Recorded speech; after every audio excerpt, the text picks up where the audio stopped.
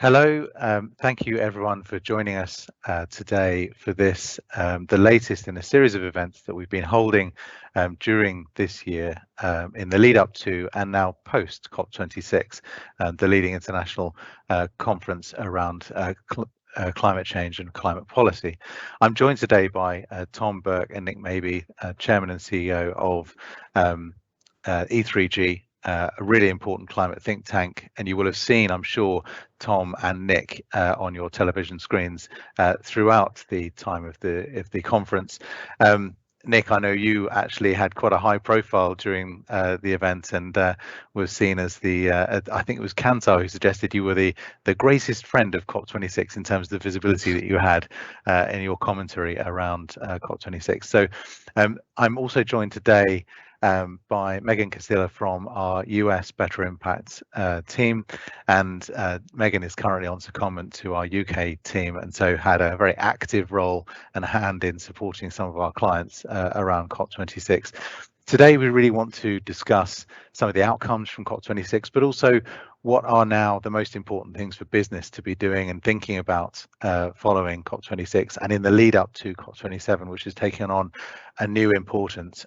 So perhaps if we start there, and I'll throw the floor over firstly to you, Nick, just to take us through some of the major outcomes, which I think many of which have been quite well publicised, but what were your major takeaways, and what do you see as being the really sort of fundamental things that business needs to be mindful of after the COP26 has closed? Great, thanks, Chris. And I know there's been a lot of reporting on what happened at COP26. So to be honest, so much happened at COP26. I still feel there's quite a lot for people to chew over, and perhaps we'll get some of the less visible, but perhaps some of the more important for next year outcomes. But I think in an overview, and you'll get this from the coverage, is, you know, what did Glasgow deliver? It's very much a half full or half empty, depending really on how much you believe countries' commitments and how well they'll be delivered and implemented. And I think that shows that the work really moved to delivery and implementation very much, though there's still a lot of kind of high-profile international processes which will support that, but also look at ambition. But I think there was huge progress on delivering promises made in Paris and before, on raising mitigation ambition and setting an aggressive acceleration and ambition and implementation agenda. And you can feel that the UK is about to announce probably next week its kind of accelerate its new big presidency team. It was expecting to disband its presidency team in March. It's now got a full year worth of presidency action going forward. So the idea that we've come out of Glasgow kind of actually planning to move faster, move harder, and do more than we were going into Glasgow is shows the event did what it was meant to do. Has it done enough? No. Will we deliver everything people announced? Probably not. Will we do other things we didn't announce? Probably yes. Kind of overall levels, I think things that I took away, particularly from the leaders segment. 1.5 degrees is now firmly the goal for every country except China, which is important for 1.5 degrees. But for the point of view of where most people operate, that basically means no more fossil fuel infrastructure, and you've got to take down some of the stuff we built. That is very different to well below 2 degrees, which was really the goal agreed in Paris, which was another half or 3/4 of a generation of fossil fuel infrastructure. So I think for business, that tightening of the goal is super important, and I think it will stick. And we can go into that. Secondly, it was very clear that most leaders and investors think net zero will happen. Where? Question mark. But that is the direction of travel for the economy. We now have 90% of the global economy under some form of net zero. Some of them are better than others. Australia's is definitely on one of the worst ends, but Europe's probably at the best end. But that is a huge signal which you have to tie into, because you'll be penalised if you don't. And we'll plus again, and even middle-income countries like Nigeria and South Africa, leaders got that. And the last thing was, palpably, leaders have started to realise what a big change this is. They've added 3 zeros to all of their statements. So it really was the conference of the trillions, not the billions. And I think that, again, we'll see that play out. But it was just a palpable in their statements, in what was happening in the back rooms and the discussions, that this is, they finally twigging this is an enormous economic and structural change. So those are, for me, those are, because they were kind of tipping points in the political sense, but going through some of the more detailed commitments. So the first block of things, we delivered a lot of promises made in Paris, and that's really important because it showed the machinery of treaties is working. So the 100 billion money promised in Copenhagen was delivered a bit late, but it will probably be delivered okay. And there was a new agreement to double of the money for adaptation. That was probably the glue that made Glasgow survive. So that's a big movement from the majority of government money going to protect people rather than do mitigation. We delivered all of the rule book. We've got rules on transparency, rules on emissions trading, rules on timeframes. People thought that was going to be a huge negotiating lift. Actually, it turned out to be relatively not uncontroversial, but straightforward, which shows that the attitudes have changed and people are doing more business. And we set up two really important processes going forward, one on an adaptation goal, which will finish next year, and the other one, which is going to be really controversial, a new finance goal, which will be negotiated in 2024, but there'll be a whole process before that. So, but I think the main takeaway is people made promises, they delivered on their promises, even if a bit late, and the system is working. Not working fast enough, but it's still working. So the Paris Agreement is the agreement we're going to work under. There's not going to be a new place to make this happen or where to go.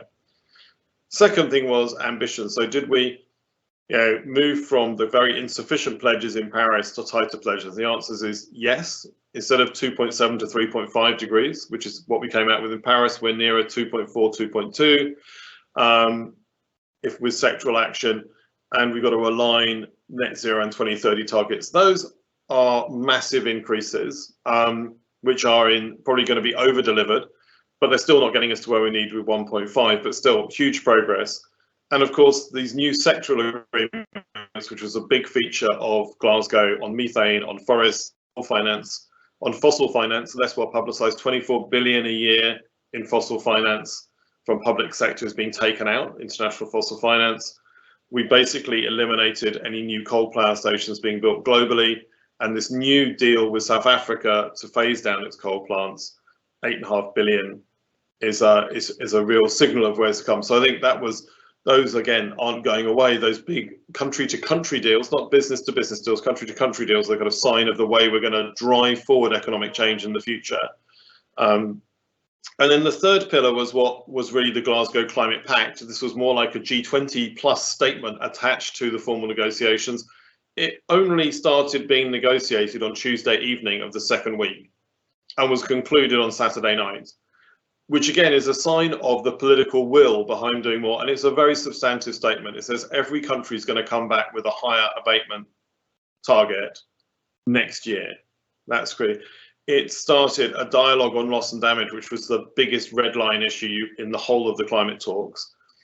It delivered this adaptation increase. So there was the fact we could agree that so quickly showed the leaders realized they needed to put more on the table to give the public confidence this treaty was delivering. So again, it sets up, to be honest, quite a lot of hostages to fortune for next year and some pretty large jeopardy going to Sharm el-Sheikh, but it was necessary to even get to a glass half full, glass half empty situation with the public and the public reflection on this. A few other things that people didn't notice to finish on. Firstly, yes, lots of commitments from the private sector, but the UN Secretary General launched a task force on the integrity of private sector commitments. And that's both for the finance sector and outside the finance sector. That is really new. That shows the level of scrutiny all corporate commitments are going to come under, both from NGOs, but also from formal bodies. Big push into the IMF to make it support countries who are vulnerable to climate change. That was a big new move, which we're going to see play out next year. And some big leaders' announcements from the US, EU, and UK on essentially providing the trillions of finance needed to back more deals like the South Africa deal. So with India, Indonesia, Nigeria, Pakistan, Vietnam, who all rather unexpectedly announced they would get out of coal if they had more financing. So leaders saying, okay, we're going to construct that process. So that was a real offer. So next year, we've got to see movements forward on those deals and those finance. First half of the year, IMF, G7, starts with G7 foreign ministers in December. Can we produce and back up those kind of leaders' commitments with a machinery that supports countries to take forward their ambitious plans? That's really critical. Second piece are where we're going to take is loss and damage, dialogue, adaptation goal, and funding. We need to show we're serious about helping countries. It's an African COP. There's a lot of emotion around this, reparations, compensation, legal claims. That's going to not just happen inside the COP rooms in Sharm el-Sheikh, it's going to be in litigation in a much broader sense. So expect those whole issues of who's responsible for climate damage and who pays for it, who compensates who, to be just on the general cultural agenda and legal agenda.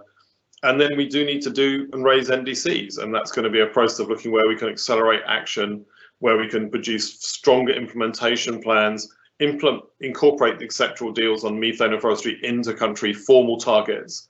So again, expect a much bigger focus on tightening up processes, hardening targets, making sure things are legally binding so that we can show we've actually moved the dial by the time we get to Sharm el-Sheikh. So as I said before, huge amount to do coming out of Glasgow, real sense of kind of acceleration of action against, and I think from leaders and investors and companies, perhaps a feeling that we're really getting down to work, but from the public, a much more skeptical view, a much more feeling of, well, show us, don't tell us, and you know, a pretty large skepticism, which was reflected in the media. So perhaps the glass half full is in the elite and the glass half empty is in the public, and that always sets up a dangerous political dynamic and means that you've got to deliver or you're going to face a big backlash.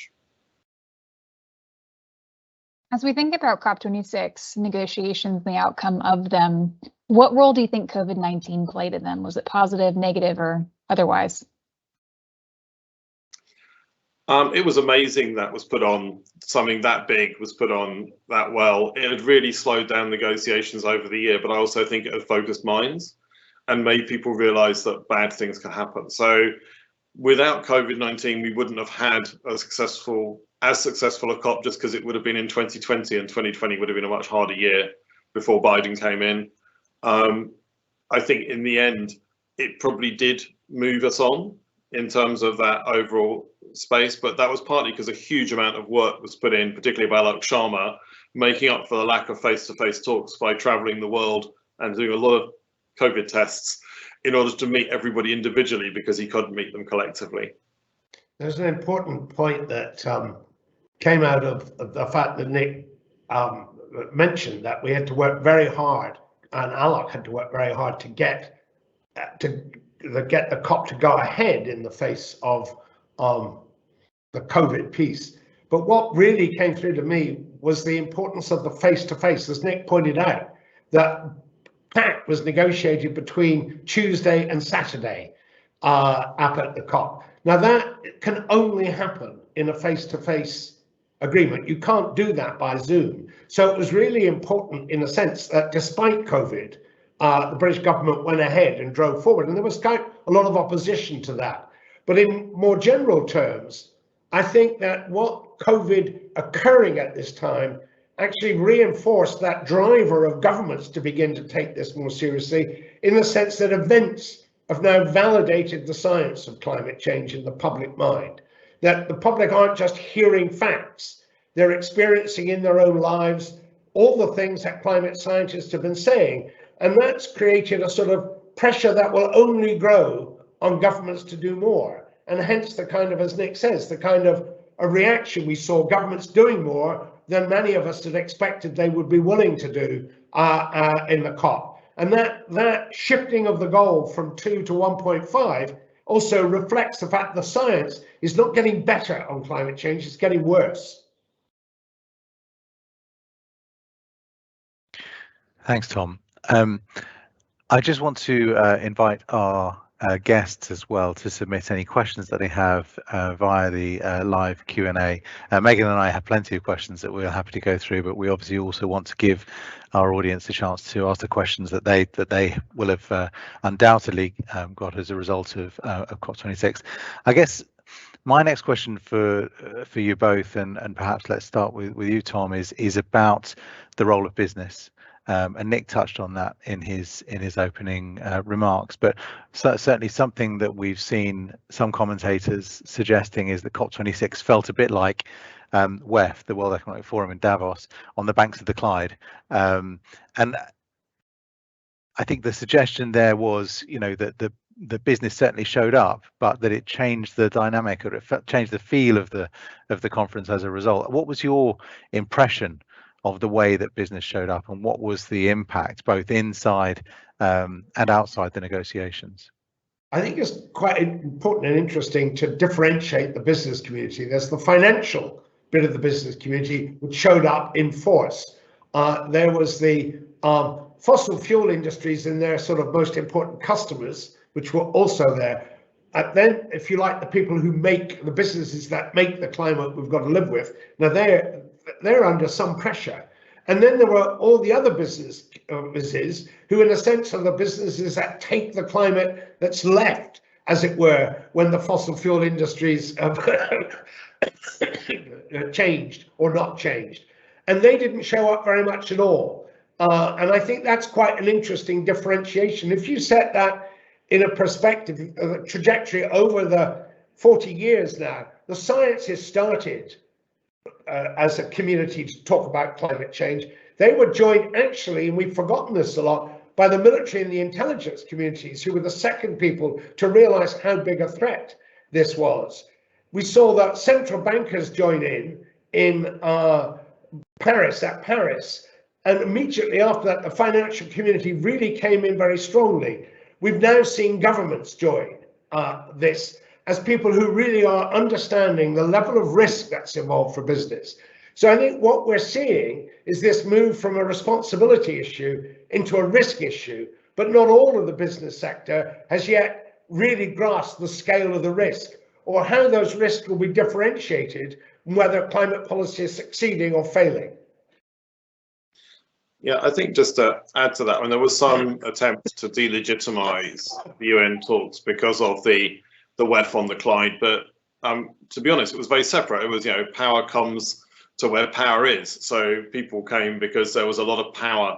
You know, there were a lot of stages with Bill Gates and Jeff Bezos, but they were all in the, you know, corporate commitments or government to government, non-formal UN commitments. Inside the UN, it was Mia Mottley, the Prime Minister of Barbados, who was the star and the big power. It was very much a government-led process where the most vulnerable and poor countries had a huge leverage, and, you know, the final showdown was India and China versus the vulnerable countries on the floor of the plenary. That was not driven by fossil fuel lobbyists. That was dealt with by a difference of opinion in their national interest between those different developing countries. So, and I think that's good. I think it shows we can hold a space which does attract, you know, people who are delivering large amounts of capital, and that's important that they're there, but they're not determining the outcomes in the way kind of crude reporting was sometimes saying. The actual UN process was very much, and demonstrably very much, about country interests and the governments involved, as legitimate as you think each one of them is. That's how the UN works. So I think it was something quite unique. It was a formal UN process with a kind of G20 plus summit on top of it and Davos around it. And then outside it, an enormous demonstration. And inside it, demonstrators, indigenous people, you saw a lot more indigenous people than corporate CEOs around the negotiating rooms. So again, I think that in that sense, the carnival worked, and it gave everybody a place and an engagement with what has to be a collective effort. Thanks, Nick. One of the questions that we get a lot are, based on what happened at COP26, what does that mean for business? And what should companies be doing in response to avoid being perceived as lagging or behind? So, Nick, maybe we start with you. Would love your thoughts on what that means for companies and what specific actions they could and should take. Well, again, I think, you know, I think we said this on the way in. Net zero by 2050 is compliance, not leadership. And I think that most of the developed countries will be front loading their trajectories a bit more in the main sectors. So if you're not in agriculture, you're definitely going to be going to net zero well before 2050. So I think everybody should be looking at their transition plans and their market projections and pulling them back up 5 to 10 years in terms of ambition, and realizing that we saw was this real focus on measuring, reporting, verification. Lots of big data people, more data people than I've seen at a COP. Lots of people talking about how you could tell what people were doing from a distance without asking permission, countries and companies. So I would expect huge amounts more scrutiny in kind of measurement terms, backed up by huge amounts more scrutiny in terms of civil society, public and investor terms, and a tightening of all the trajectories, which means opportunities will be more certain and more soon than perhaps existing models think they are. Because, again, this comes back to this issue. If you read President Ramaphosa's piece in the FT about why South Africa was signing up to this coal deal, it was essentially about the competitiveness of the economy, that South Africa as a coal-driven country would not be able to sell its goods in the global market. And that's why Vietnam and Nigeria and others also signed up to 2050 goals, because it's not with net zero. Now, once you get to that dynamic, things start to move faster than you think. So slight bias, I think, saying things won't be delivered. And I think there are lots of reasons why delivery will be slower in some places, but I also think action will be much faster as these forces of competitiveness take over from the forces of compliance. So that's, so that's what I'd be prepared. If you want to be in that competitive market, you've got to be a lot faster than you think. So as Nick said, Megan, we went further around the corner. We started to turn in Paris from only thinking about how to constrain the economy to keep the climate safe to focusing much more on what are the opportunities in helping to keep the climate safe. And I think that we're going to going around that corner, as Nick's just been saying. Well, what I think that means for businesses is you really do need to acquire a strategic capacity to interpret all the information flows that are going to come your way, both from your own reporting, country reporting, from the fact that ratings agencies, investors are all going to be paying a lot more attention to this.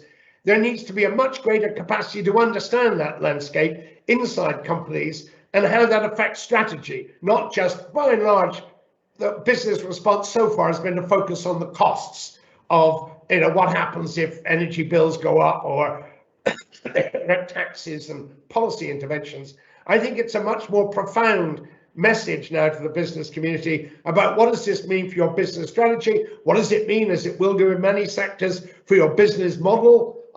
That's the strategic capacity which needs to be in-house. The real danger, I think, for companies is in thinking somehow you can hire in expertise from external consultants and allow you to manage this without having built in the capacity to interpret all that outside advice. So there's a strategic question as well as operational questions to be dealt with by business. Thank you both. I'm going to turn to some of the questions that we're receiving from some of our audience now, and some of them getting quite technical. So I'm going to start with a question from Valdemar. What does the follow-up to COP26 agreement actually look like in detail, and how is that process organized now? And I know that a lot of people will be wondering that it can be a bit of an opaque process. What's in an agreement, what's out of an agreement is not always clear, and certainly from a business perspective, we're sort of used to a fairly linear process in these things, and it's not always that way. So what is your perspective now in terms of the most important milestones ahead of COP27 and the fallout from the COP26 agreement? So let's start with blocks. Nick. Sorry. Firstly, there's the kind of three main blocks. Firstly, the kind of a bunch of formal mandated UN negotiations which were concluded that start some processes on things like the adaptation goal and the future finance goal, and concluded things on Article 6, which will now be turned into, which are now rules that exist in a treaty, and governments will have to take them home and say, if I want to do emissions trading, I have to construct something which is compliant with that, or I can't register it at the UN. So there is a bunch of implementation and further negotiation which you can read about on the UNFCCC website, and it's all written down, and that is the law, literally. That's UN international law. There's a second block, which is essentially the political communique in the Glasgow Climate Pact, which says we're going to do some things. And that's more like a G7 text. And that says countries are going to, next year we will have a ministerial roundtable on raising ambition, and countries are requested to come forward with new targets and also to align their long-term strategies and short-term targets and publish better long-term strategies with clear implementation plans. And you can be sure the UK presidency is going to go around to every single country, and every NGO in every country is going to go around and go, where's your implementation plan? Why isn't your long-term and short-term target consistent? What are you going to put on the table, which is more ambition to show we get nearer 1.5? So there'll be a whole process of peer pressure, publication and implementation structures. And that was driven by the geopolitics. The Americans wanted China to do more ambition. The Chinese wanted America to do more implementation. Therefore, we have a section on implementation and a section on ambition, both of which will expose what both countries have done in Sharm el-Sheikh in ministerial conversation, which is quite, so the kind of scrutiny and peer pressure in the floor of the UN, which was they've resisted for a long time, is going to be much clearer. So that's the second block, which is a political declaration of how it's taken forward. And the third block is all these initiatives that were launched, methane, forests, coal, etc. And really that depends on each one. Each one's got to construct an architecture of implementation, has to have some leaders to take it forward. The Americans are interested in using their chairing of the Major Economies Forum and the coalition, the Clean Economy Ministerial Mission Innovation next year to embed some of those. The Brits want to embed some of them. The Germans will take forward some of the G7. So there's a lot of a lot of conversations going on. It's not a mess. It's a lot of conversations about how we make sure all of those have clear tracking, implementation, landing points, check-ins, etc. But again, I'm not seeing any, like before we had One World summits and people announced things and nothing happened. I'm really not seeing that this time. It's like people realize that if they announce something, they've got to have a process of following it up. So I feel there is a real different mode this way. Not everything's finally designed yet, but there's a huge amount of activity going on about how we make sure none of these are kind of zombie initiatives, which we've seen so many of in the past. And what's important about that, as you've seen, as Nick's outlined, a much wider array of arenas. And those arenas are going to be driven by opportunity seekers as well as by events. So it's not just the people who you've got to move who are going to have an interest in those. Are going to be lots of people who want these processes to succeed, playing into them and using events and using climate events to play off drive forward ambition, because that increases the opportunity. We've tended to see this by and large up until now as trying to overcome the obstacles to change, to constraints on the economy. And increasingly we need to see this as people trying to make sure that you remove the obstacles to opportunities. And that's a different balance in the equations going forward.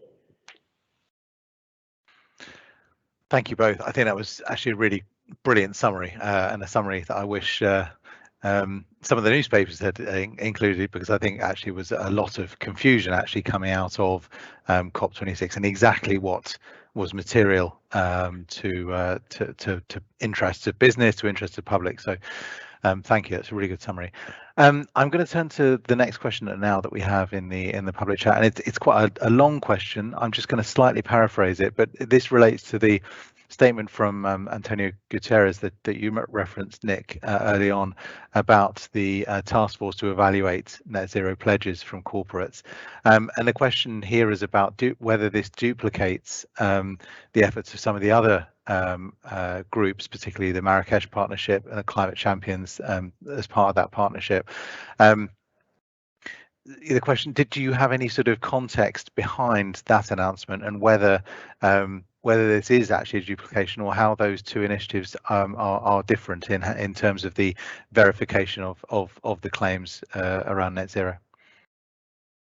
I don't think it's duplication. I think they're quite complementary, and I think the context was a feeling that the UN brand and process and good faith was being attached to a lot of pledges which people weren't sure were going to be real or aligned with the goals under the UN treaty. So the UN Secretary General, I think, has the right to ensure that if people want to put their brands under his brand, that he's clear that they're doing what they say they're doing. And the core thing to that was, what is a 1.5 consistent trajectory? What is consistent with Paris? And we haven't got, there are a few, IEA has a version, the IPCC has a version, there are lots of versions. They have different amounts of negative carbon emissions in them, different approaches to allocating climate sensitivity, and different approaches, use of technology like CCS. And people have quite strong views on the reliability of those as mitigation methods and the legitimacy of those mitigation methods in terms of moving emissions from rich countries to poor countries.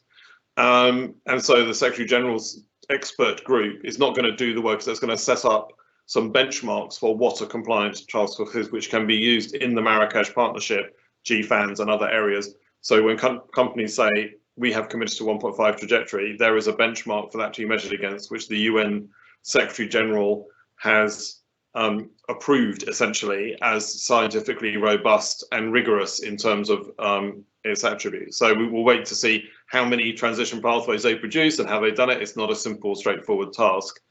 But you know, I think again there was a concern of the delegitimization of the UN system by what was seen as rampant corporate greenwash, and I think as most of the people looking at corporate commitments have said, there's an awful lot of greenwash in them. That was a perfectly legitimate worry, and it's a, you know, kind of, in a sense, quite a light piece of architecture just to make sure that when people say they're doing something, it's got a UN brand on it, it's doing something.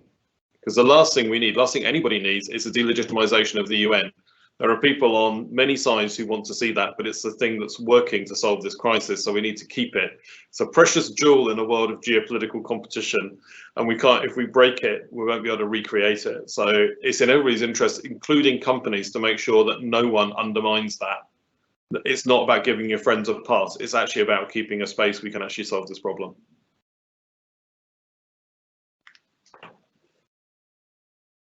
We have another question in the chat that really gets at some of the criticism that was levied at COP26 around being a PR event. And the question is, do you think the presence of business and industry at COP was beneficial or detrimental to the proceedings? Does it have the potential to harm the legitimacy of the COP process with all of the PR-led publicity and press releases bombarding people's news feeds? It is beneficial. Go for it.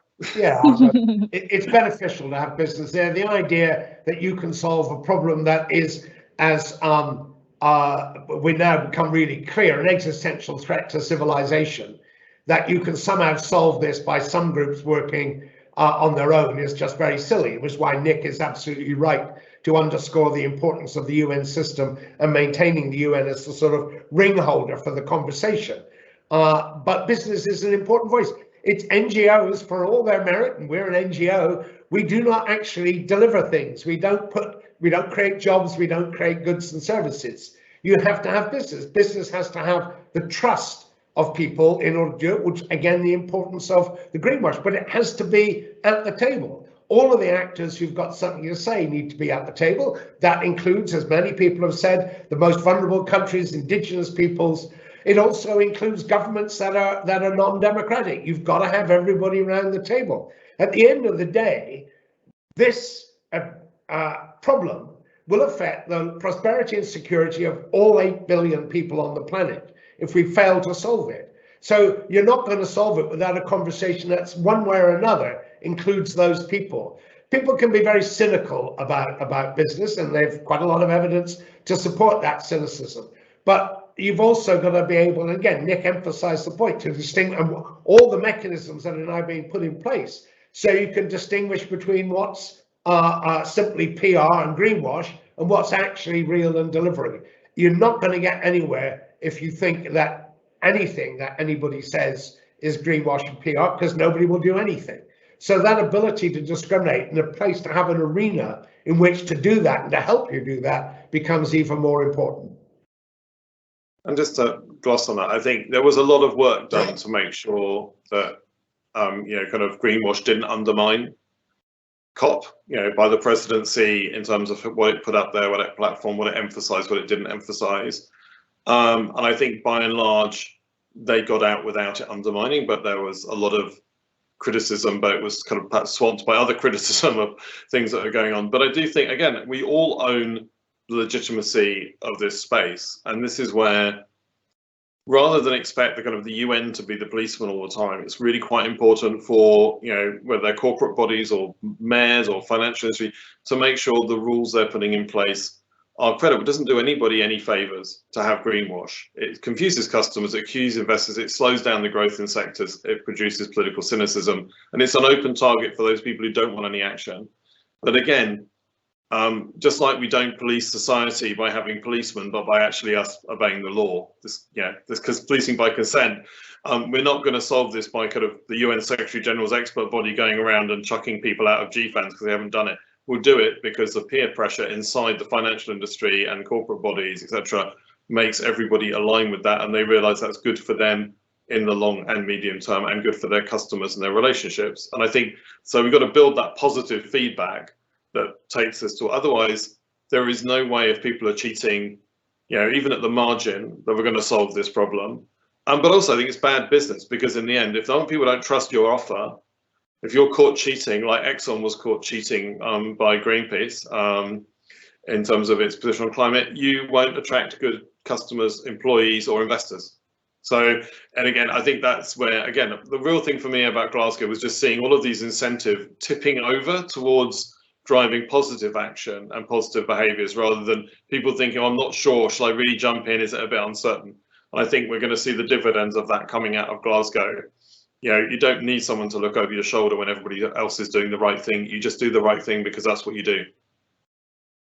And just to underscore that point for businesses who are thinking, you know, a bit cynically about this, if you're going to make a business work, you've got to recruit young people who are talented and able, and young people who are talented and able and entirely used to communicating very directly with very large audiences. It's going to be really difficult for businesses going forward to hide what they're really doing from a lot of eyes inside the company as well as outside the company. Yeah, couldn't agree more. And I like that because it touches on something that was brought up earlier, which is the importance of measurement, validation, and transparency. And we received a lot of questions around what does COP26 mean for the future of measurement reporting? And I'm curious, Nick, maybe we start with you. What would you say to that? What does that mean for companies? I mean, I think it's that there's a huge impetus. I mean, so just again, look at the UK in some ways as a market leader. We now have a kind of semi-legal commitment for all large companies to publish transition plans, which their investors can look at what they're doing and decide if they want to invest them. So clarity in the market. I imagine you will see that across Europe, US, perhaps, but across the world very soon. I think we're, but again, I think we're moving from just transparency and verification, which is fine, to much more information that allows you to make judgments about who's well prepared and who's doing things. So I'm hearing much more talk, and there was much more talk in the margins of COP about executive incentives and their alignment with delivery of these plans, investment plans and their alignment with these plans. And this is not by NGOs, this is from large hedge funds, large investors going, I actually now realize this is serious, so I want a serious set of commitments from you companies. And when I consider it serious, when your capital expenditure is linked to it, it's not so much what's in your annual report as into actually in your business processes. So for me, that's where we're going. And the same thing's happening in government too. So it's a deepening of the process. So we will see more of the formal reporting, but also the moving beyond that, which I think is super useful, because that's how you get things done.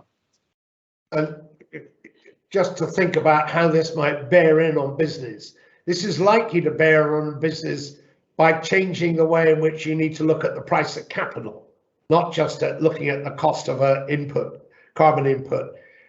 I suspect we're going to see an increasing pressure on governments to make TCFD reporting compulsory. So you'll be generating out of that an enormous amount of data.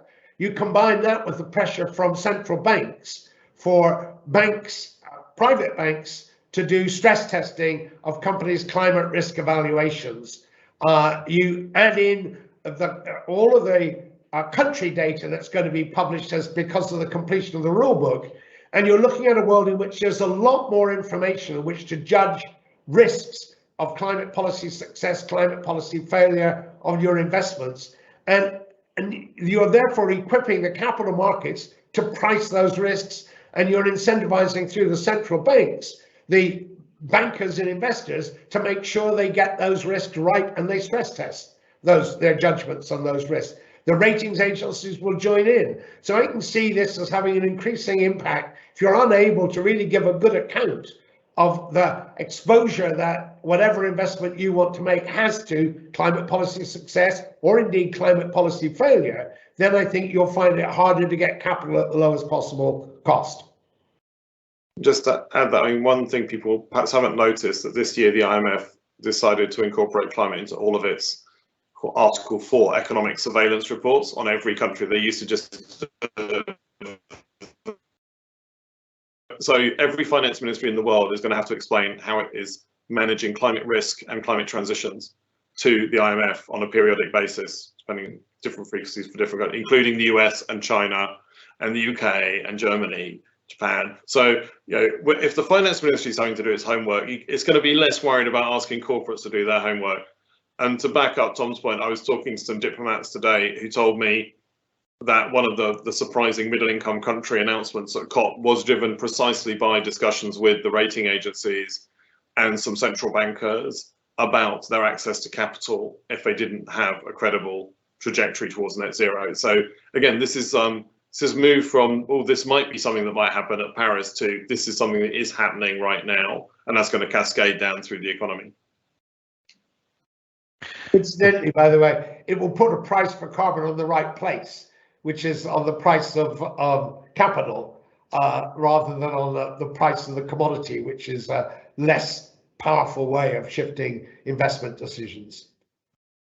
We've got a few more questions coming in. I had a question I was going to ask, but I'm going to jump to these because I want to make sure we give a chance for our guests to get through the questions that they've put. So I guess the next question in this list is whether climate action has now become interchangeable with environmental action more broadly, and whether, for example, COP27 is now going to become a more significant milestone for solving other challenges like biodiversity loss and plastic pollution than some of those other key moments like the biodiversity COP15 in China and the UNEP 5, which will be happening in early 2022.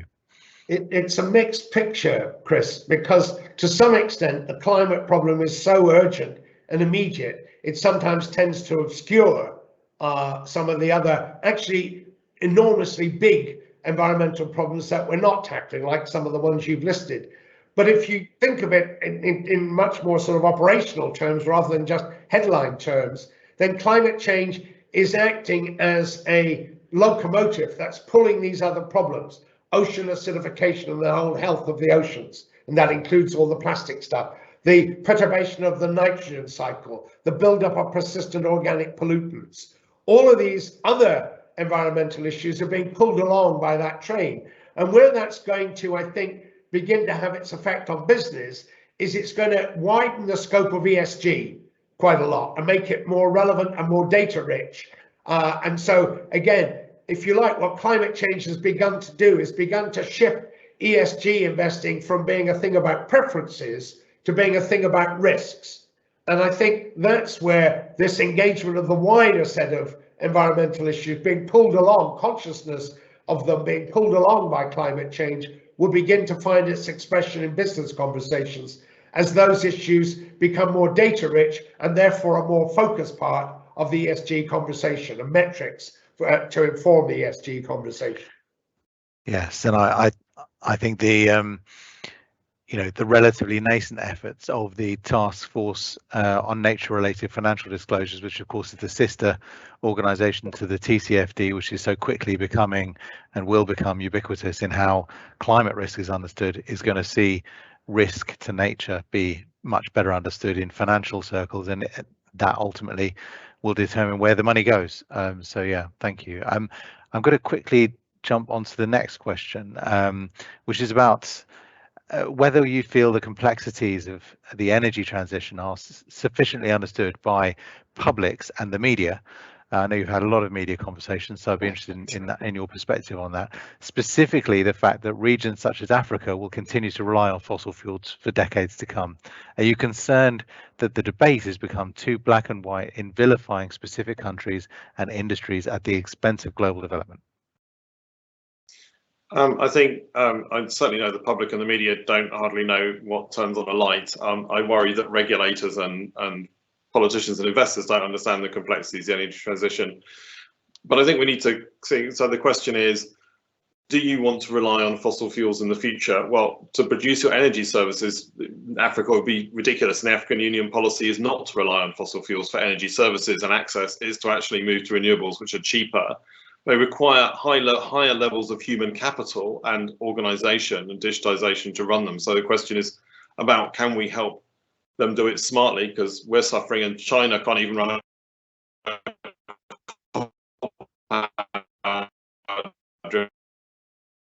human wit. We're a very smart species. We have lots of people who can do this. Can we get that intelligence and the capital? And the other question is about capital needed to support a capital heavy system. And that's what the big discussions with the big donors was. Can we get hundreds of billions of affordable capital to fund Indonesia's transitions, India's transitions, Nigeria's transitions, which they put on the table? And that's the big question mark of next year. It's not that it's certainly possible to do it.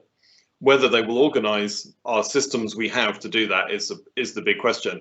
That is totally different to, should Africa and other countries rely on fossil fuel development as a commodity they sell for their development in the future, which is a much tougher question. Because as we stop using fossil fuels, and we already are stopping using fossil fuels in the largest economies in the world, apart from even China is peaked out pretty much, there won't be much space for fossil fuels. So high cost fossil fuels from Mozambique, Nigeria will be squeezed out by Saudi Arabia and Russia and Iran.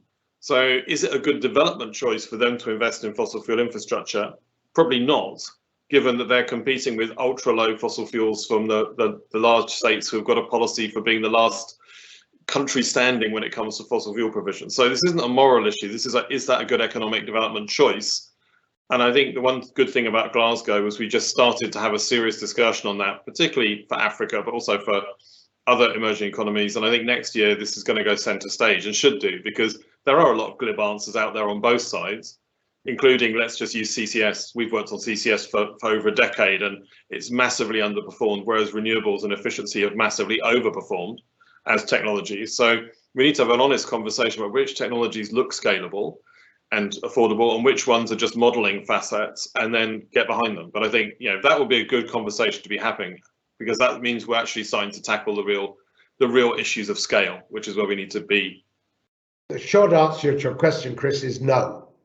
Neither the public nor the media, and probably not most governments, really understand all of the things they need to understand. If I just pick two examples of that. You can't have a technology transformation without having a social transformation. We have a really clear understanding of the technology transformation that we need to occur. We have very little idea of what what the social transformation that will accompany that will be, and how we deal with that, and what we should do. And so I think that's one aspect that we don't really understand. You simply can't change over the whole of your energy system from fossil fuels to non-fossil fuels in 30 years without a massive social transition going on, a very complex social transition, both place-based, economic interests, traditional, all kinds of things. And I don't think we've got anything like as good a grasp of that.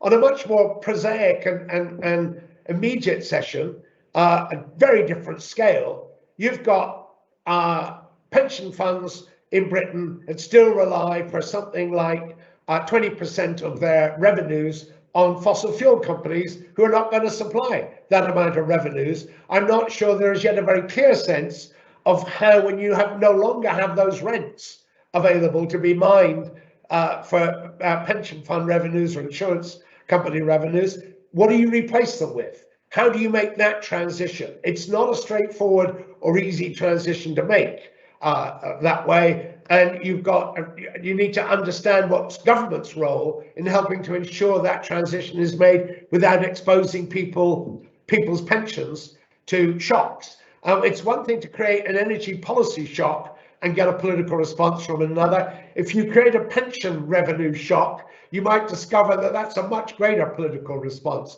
So I think there are quite a lot of issues that we still haven't really got our heads around about trying to do a transformation on this scale. Excuse me, in this time frame. Thank you. I think it's, yeah, there's no simple solutions, I think is perhaps the even shorter answer. It's going to be messy. But I've got a question now from Andrew, and he asks a question that I think is very pertinent, particularly from the perspective of, petro-rich states, who have a very different perspective in some respects to the energy transition. Given the world's demand for energy is increasing, developing nations cannot afford to transition their energy mix, and renewables does not deliver enough scale. Surely we have to learn to love and live with the fossil fuels for the next 30 to 50 years.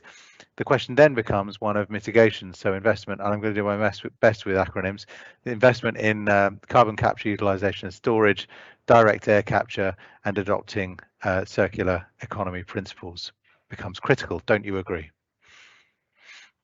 Yeah, the problem is there won't be an economy if we carry on living with fossil fuels for 30 to 50 years, because the more we learn about the climate system, the more we realise that, you know, the food for around 2 or 3 billion people will disappear at around 2.5 degrees, or at least there's a high likelihood, and that's not a world of stability which results in investment in the economy. So we can't afford not to. It was very interesting who didn't bark in Glasgow.